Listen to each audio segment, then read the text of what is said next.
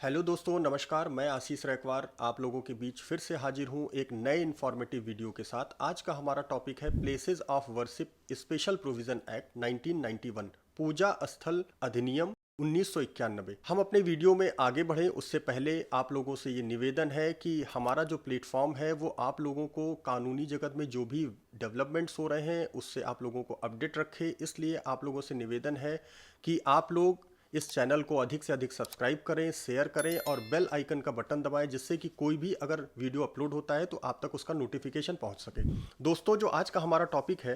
Places of worship special provision act 1991, ये आज के दिनों में बहुत ज़्यादा चर्चा में बना हुआ है और इस एक्ट को माननीय उच्चतम न्यायालय में चुनौती भी दी गई है और कुछ लोग इसके समर्थन में बात कर रहे हैं, कुछ लोग इसके संवैधानिकता को जांचने के लिए इसको चैलेंज किया है माननीय उच्चतम न्यायालय के समक्ष। हम लोग जानेंगे कि आखिर में ये एक्ट क्या है, इस एक्ट में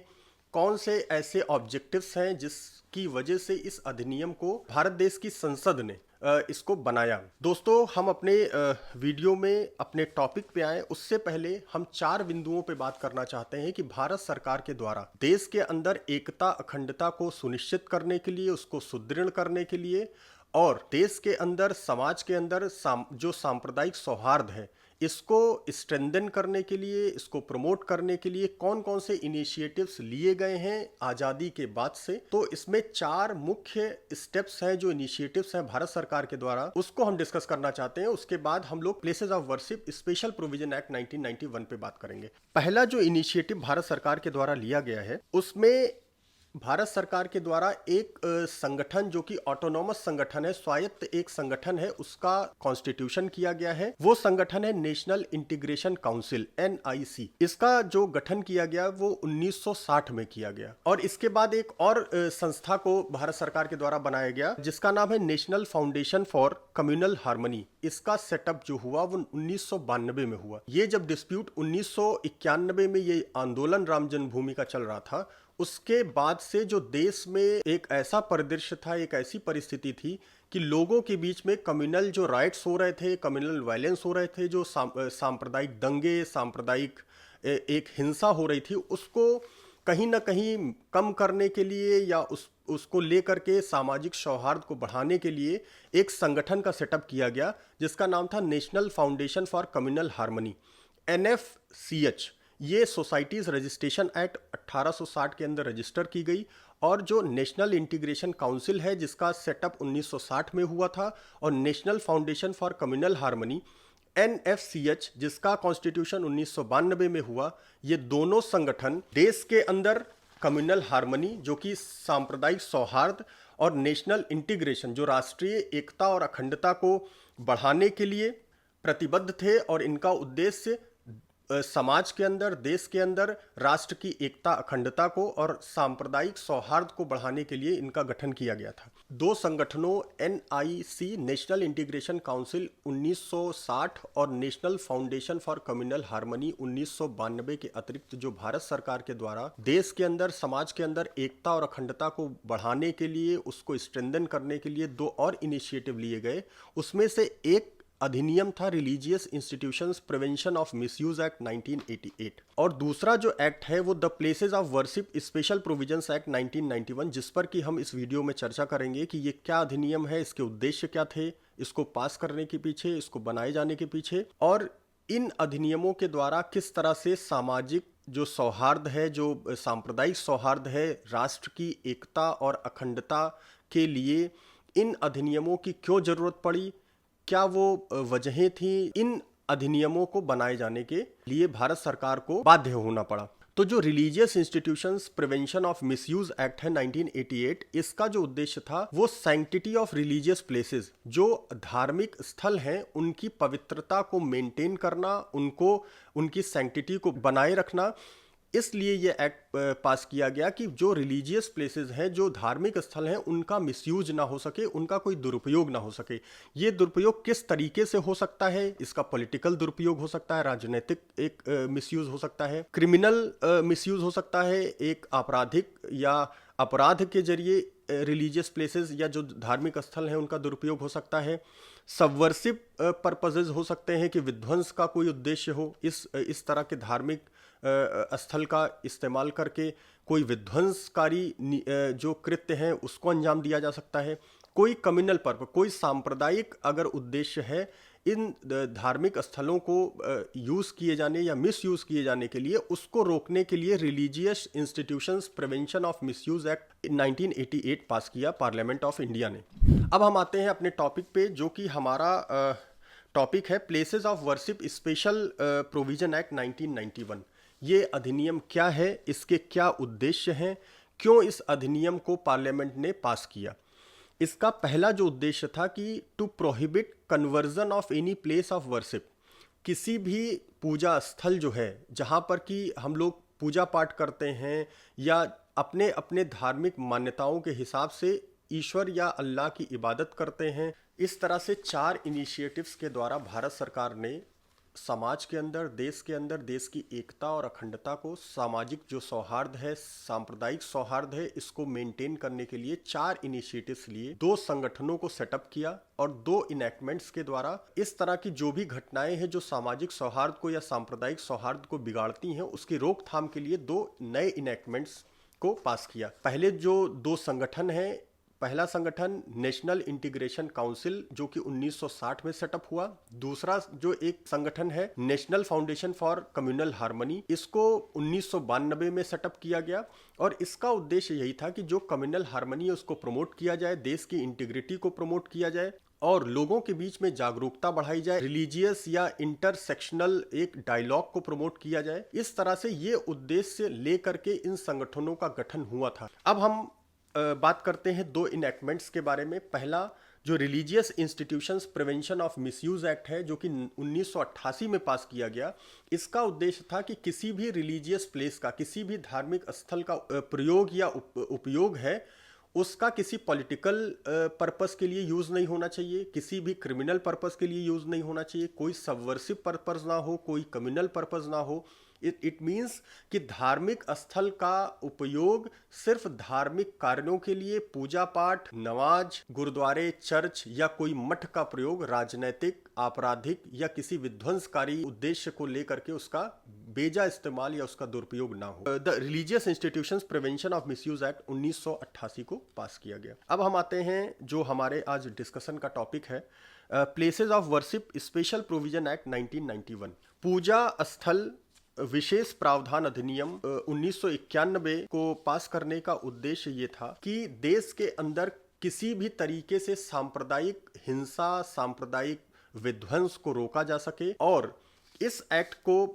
पास करने के पीछे का उद्देश्य ये था कि 15 अगस्त 1947 जब भारत देश आज़ाद हुआ, उस समय जो भी रिलीजियस इंस्टीट्यूशंस थे, जो भी धार्मिक स्थल थे, वो जिस तरह से उस दिन एग्जिस्ट कर रहे थे, जिस दिन भारत देश आज़ाद हुआ 15 अगस्त 1947 को, उसके बाद उनको कन्वर्जन उनका ना हो सके, उनके जो धार्मिक स्थल है उसमें कोई परिवर्तन ना हो सके, उसको एज इट इज़ बनाए रखने के लिए, उसको मेंटेन करने के लिए ये एक्ट पास किया गया। इसमें जो सेक्शन 2 क्लॉज बी है वो कन्वर्जन को डिफाइन करता है। कन्वर्जन क्या होता है? कन्वर्जन जो भी परिवर्तन आप करते हैं, ये परिवर्तन अल्टरेशन के माध्यम से भी हो सकता है, कोई बदलाव करके, या फिर ये चेंज करके, कोई इसमें तब्दीली ला करके भी हम परिवर्तित कर सकते हैं। तो कोई भी धार्मिक स्थल, चाहे वो हिंदुओं की मान्यताओं का धार्मिक स्थल हो, कोई मंदिर हो या फिर कोई मस्जिद हो, चर्च है, गुरुद्वारे हैं, मठ है,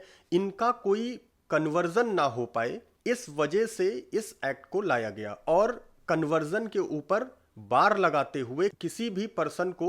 इस कार्य के लिए रोका गया कि किसी भी धार्मिक स्थल का परिवर्तन या कन्वर्जन उसके द्वारा ना किया जाए। प्लेसेस ऑफ वर्शिप में कौन कौन से प्लेसेस हैं जिसको इंक्लूड किया गया है? तो ये अधिनियम सेक्शन 2 क्लॉज सी में प्लेसेस ऑफ वर्शिप को डिफाइन करता है। इसमें मंदिर है, मस्जिद है, गुरुद्वारा है, चर्च है, मठ है, और इसके साथ साथ कोई भी ऐसा स्थान जहां पर जो public religious worship of any religion, religious denomination और एनी सेक्शन देयर ऑफ, कोई भी ऐसा प्लेस जहां पर लोग वहां पर धार्मिक आयोजन करते हैं या कोई भी ऐसा रिलीजियस डिनोमिनेशन को आगे हम बताएंगे कि क्या होता है रिलीजियस डिनोमिनेशन और ये एक्सप्रेशन कहाँ पर इस्तेमाल किया गया है। इसके साथ साथ कोई भी ऐसा सेक्शन उस डिनोमिनेशन का जो किसी प्लेस को धार्मिक प्रयोजन आयोजन के लिए अगर प्रयोग करता है तो उसका कन्वर्जन ना हो, ऐसा ये places of worship special provision act 1991 बताता है। Section 3 of places of worship special provisions act 1991, section 3 इसका क्या कहता है, इसको हम लोग समझते हैं कि bar of conversion of places of worship, कि किसी भी धार्मिक स्थल पूजा पाठ के स्थल को कन्वर्ट करने के ऊपर रोक लगाता है section 3 of places of worship special provision act 1991। ये कहता है कि कोई भी व्यक्ति, no person shall convert any place of worship of any religious denomination or any section thereof into a place of worship of a different section of the same religious denomination or of a different religious denomination or any section thereof। It means कि कोई भी व्यक्ति किसी भी place of worship, कोई भी जो धार्मिक स्थल है उसको कन्वर्ट नहीं करेगा। ये धार्मिक स्थल किसी भी रिलीजियस डिनोमिनेशन का हो सकता है या फिर कोई भी सेक्शन उस रिलीजियस डिनोमिनेशन का है जिसका कि वो पूजा स्थल है, उसको आप दूसरे पूजा स्थल में कन्वर्ट नहीं करेंगे। हम आते हैं रिलीजियस डिनोमिनेशन को समझते हैं कि रिलीजियस डिनोमिनेशन क्या होता है। रिलीजियस डिनोमिनेशन जो एक्सप्रेशन है इसको आर्टिकल 26 ऑफ द कॉन्स्टिट्यूशन के अंदर यूज किया गया है। भारत देश का जो संविधान है उसका अनुच्छेद 26 रिलीजियस डिनोमिनेशन वर्ड को यूज करता है, इस एक्सप्रेशन को यूज करता है। इसको रिसेंटली एक सबरीमाला केस जो कि सुप्रीम कोर्ट के द्वारा 5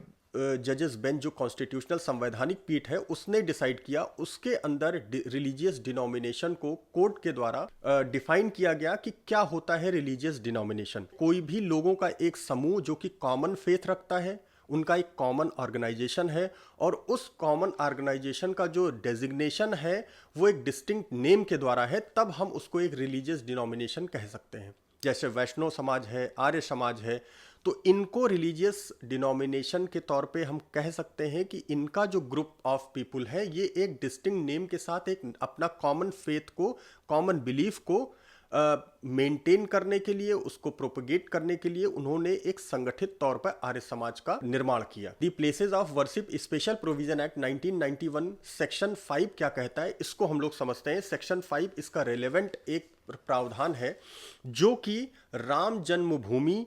बाबरी मस्जिद का जो प्रकरण है उसको इस एक्ट के परिधि से बाहर रखा गया है, इस एक्ट के परव्यू से उसको बाहर रखा गया है। ये सेक्शन ये कहता है कि इस एक्ट के जो भी प्रावधान है वो राम जन्मभूमि बाबरी मस्जिद विवाद पर अप्लाई नहीं होंगे और कोई भी ऐसा सूट, कोई अपील, कोई केस अगर राम जन्मभूमि बाबरी मस्जिद प्रकरण से संबंधित पेंडिंग है या उसको फाइल किया जा रहा है, उस पर भी इस एक्ट के प्रावधान नहीं लगेंगे। Section 5 of the places of worship special provision act 1991 clearly exclude करता है बाबरी मस्जिद राम जन्मभूमि विवाद को, उस पर ये एक्ट अप्लाई नहीं होता है। इसी तरीके से सेक्शन 6 जो कि पनिशमेंट प्रोवाइड करता है कि कोई भी व्यक्ति अगर सेक्शन 3 जो कि conversion of places of worship के ऊपर बार लगाता है, उसको रोकता है, अगर उसका कोई भी उल्लंघन करता है तो उसको क्या पनिशमेंट मिलेगी, ये section 6 of the places of worship act special provision act 1991 इसके बारे में बात करता है। इसमें पनिशमेंट ऑफेंस के लिए भी है, इसमें पनिशमेंट अटेम्प्ट के लिए भी है, इसमें पनिशमेंट अबेटमेंट के लिए भी है। अगर कोई भी व्यक्ति स्वयं कन्वर्ट करता है तो क्या पनिशमेंट है, अगर वो अटेम्प्ट करता है कन्वर्ट करने का किसी भी पूजा स्थल को तो क्या पनिशमेंट है, और अगर कोई व्यक्ति किसी दूसरे को इंस्टिगेट करता है, उसको उकसाता है कि आप कन्वर्ट करिए किसी पूजा स्थल को, तो उसके लिए पनिशमेंट क्या है, ये सेक्शन 6 ऑफ द एक्ट बताता है। सेक्शन 6 ये कहता है कि अगर कोई भी व्यक्ति section 3 of the places of worship special provision act 1991 का कंट्रावेंशन करता है, उसका उल्लंघन करता है, तो उसको अप टू 3 इयर्स की पनिशमेंट है, उसको जेल हो सकती है। उसके साथ साथ अगर कोई अटेम्प्ट भी करता है तो उसको वही पनिशमेंट मिलेगी जो ऑफेंस करने वाले को मिल रही है। और अगर कोई व्यक्ति अबेट करता है, किसी को इंस्टिगेट करता है, इंसाइट करता है, अगर उकसाता है कि आपको सेक्शन 3 ऑफ द एक्ट का उल्लंघन करना है तो उसको भी वही पनिशमेंट मिलेगी जो कि अपराध करने वाले को मिल रही है। जो कि सेक्शन 3 का जो उल्लंघन करता है उसको जो पनिशमेंट है वही अबेटमेंट वाले करने वाले के लिए भी है, वही अटेम्प्ट करने वाले के लिए भी है। अब हम आते हैं लास्ट सेक्शन जो कि इस पूरे अधिनियम को ओवरराइडिंग इफेक्ट देता है, वो है सेक्शन 7। सेक्शन 7 नॉन ऑब्स्टेंटी क्लॉज के साथ शुरू होता है। ये कहता है कि not with standing anything contained in any act other than the places of worship special provision act 1991। ये कहता है कि अगर सपोज दैट कोई दूसरा अधिनियम है और उसका कोई भी प्रावधान अगर the places of worship special provision act 1991 के साथ अगर उनके बीच में कोई मतभेद होता है, कोई कॉन्ट्राडिक्शन होता है, तो उस केस में the places of worship special provision act 1991 prevail करेगा, वो उसको सुपरसीड करेगा। इट मीन्स इसको ओवरराइडिंग इफेक्ट देता है सेक्शन 7 कि किसी भी हाल में the places of worship special provision act 1991 सभी अधिनियमों के ऊपर प्रिवेल करेगा और उसके ऊपर वो सुपरसीडिंग इफेक्ट उसका होगा। ये सेक्शन 7 ऑफ द एक्ट कहता है। इस तरीके से places of worship special provision act 1991 Bharat सरकार के द्वारा एक ऐसी पहल थी, एक ऐसी इनिशिएटिव थी कि समाज के अंदर, देश के अंदर जो कि सामाजिक या सांप्रदायिक जो सौहार्द है उसको मेंटेन किया जाए, उसको और प्रोत्साहित किया जाए, और ऐसे जो एंटी सोशल एलिमेंट्स हैं जिनके द्वारा सामाजिक सौहार्द या धार्मिक सौहार्द या सांप्रदायिक सौहार्द को बिगाड़ने का काम जो लोग कर रहे हैं, उनको इस एक्ट के माध्यम से हतोत्साहित करना था, उनको प्रिवेंट करना था। हालांकि कुछ लोग इस एक्ट के फेवर में भी बोलते हैं और कुछ ऐसे लोग भी हैं जो इसकी क्रिटिक भी करते हैं, इसकी आलोचना भी करते हैं। हालांकि ये एक्ट की कॉन्स्टिट्यूशनैलिटी, इसकी लीगलिटी को माननीय उच्चतम न्यायालय के समक्ष चुनौती दी गई है।